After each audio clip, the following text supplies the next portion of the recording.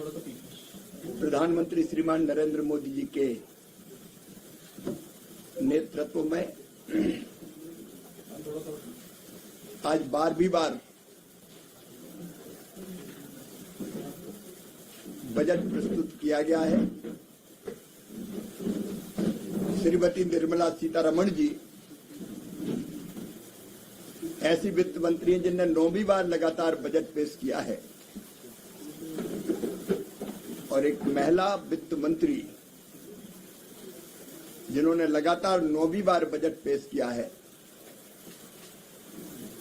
ये अपने आप में हमारे लिए गर्व का विषय है। आज का बजट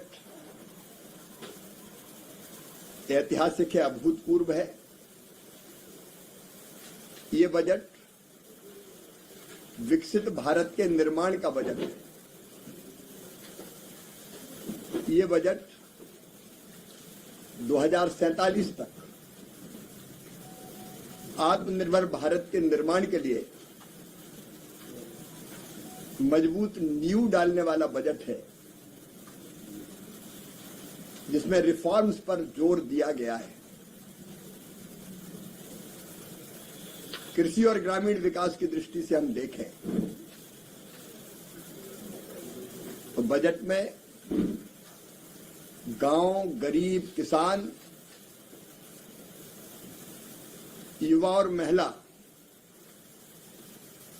सबकी चिंता की गई है।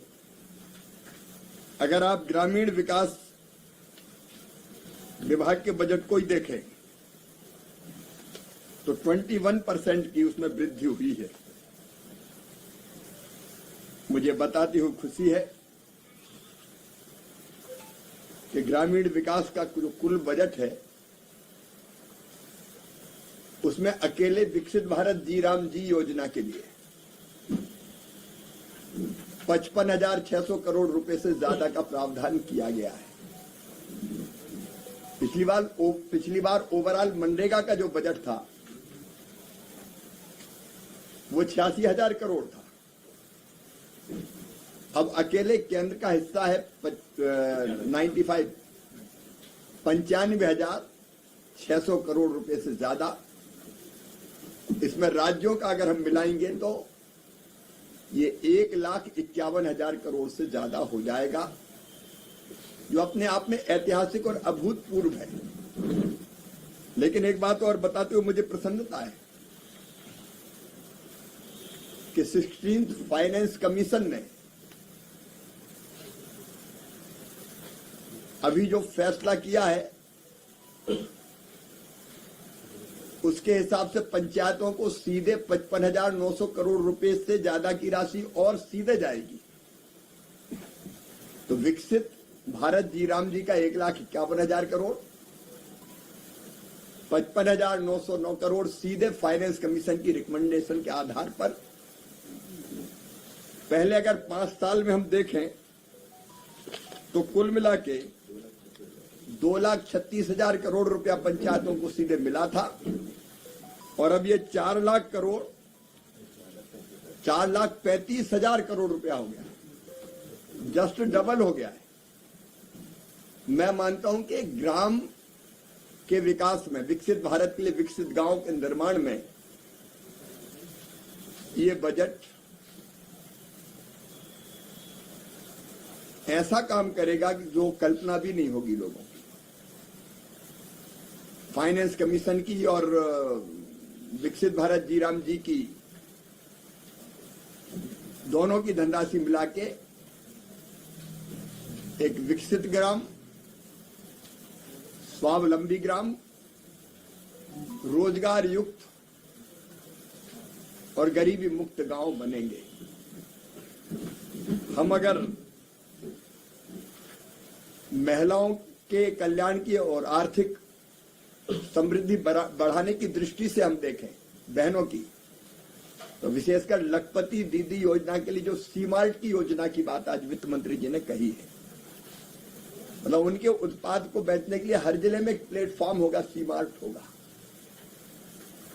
जहां उनके बनाए हुए उत्पादों को बेचने के लिए एक नया प्लेटफॉर्म मिलेगा। और अभी तक वो जो काम करती हैं बहनें हमारी, पशुपालन से लेके कृषि से संबंधित गतिविधियों से लेके अनेकों तरह की गतिविधियां, लेकिन उससे आगे बढ़ के वो उद्यमी बने, इस दिशा में प्रयत्न किया जाएगा। गरीबों के घर का निर्माण हो या प्रधानमंत्री ग्राम सड़क योजना, सबके लिए पर्याप्त प्रावधान किया गया है। हम कृषि विभाग के बजट को अगर देखें तो बढ़ा के इस साल अकेले एग्रीकल्चर का बजट 1,30,561 करोड़ रुपया।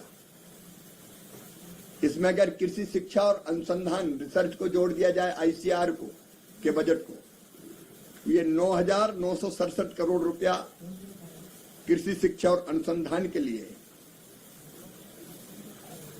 लेकिन किसानों के लिए फर्टिलाइजर की जरूरत पड़ती है, और वो भी अगर इसमें जोड़ दिया जाए तो 1,70,944 करोड़ रुपया सस्ता फर्टिलाइजर किसान को मिले, सस्ता खाद किसान को मिले, इसलिए फर्टिलाइजर सब्सिडी के लिए उसका प्रावधान किया गया है। और इसके अतिरिक्त आज जो बजट में घोषणा की गई है, नेशनल फाइबर स्कीम, जिसमें सिल्क, वूल, जूट फाइबर, इसका भी लाभ अंततः किसान को ही मिलेगा। आयुष मंत्रालय में मेडिसिनल प्लांट के सर्टिफिकेशन और एक्सपोर्ट का लाभ भी सीधे सीधे किसानों को मिलेगा। तो मैं ये मानता हूं कि ये बजट किसानों के प्रगति और विकास का बजट है। उसमें डाइवर्सिफिकेशन पर भी ध्यान दिया गया है।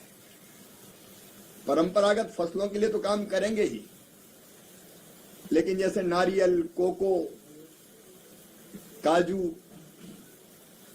या चंदन की लकड़ी, नारियल के बागों का पुनरुद्धार, फिर से नए बाग लगाए जाएंगे, इसके लिए प्रावधान किया गया है। फ्रूट्स और वेजिटेबल्स का उत्पादन भी बढ़े और आसानी से जाए भी उपभोक्ता के पास, उसके लिए अलग प्रावधान किया गया है। तो कुल मिला के ये बजट कृषि को, कृषि के विकास को और किसानों के कल्याण को नई दिशा और नई गति दोनों देता है। और गरीबी प्रधानमंत्री जी के नेतृत्व में लगातार जो योजनाएं चल रही उनसे दूर हो ही रही है, लेकिन गरीब को आत्मनिर्भर बनाने की दृष्टि से यह बजट अत्यंत महत्वपूर्ण है। मैं प्रधानमंत्री जी को हृदय से धन्यवाद देता हूं, वित्त मंत्री जी को बधाई देता हूं कि गांव के लिए, गरीब के लिए, किसान के लिए, युवा किसानों के लिए और विशेषकर हमारी दीदियों, लखपति दीदी हो या बाकी बहनें हो जो गरीब थी, उनके कल्याण के लिए इसमें पर्याप्त प्रावधान किए गए हैं। और मुझे पूरा विश्वास है कि इन प्रावधानों के कारण न केवल विकसित भारत का निर्माण होगा, बल्कि हम गरीबी दूर करेंगे और किसानों की आय को भी बढ़ा के गांव को विकसित बनाने में सफल हो पाएंगे। धन्यवाद। सर, इसमें एक बात दोबारा बता दीजिए, कुल ग्रामीण विकास का बजट कितना है और कुल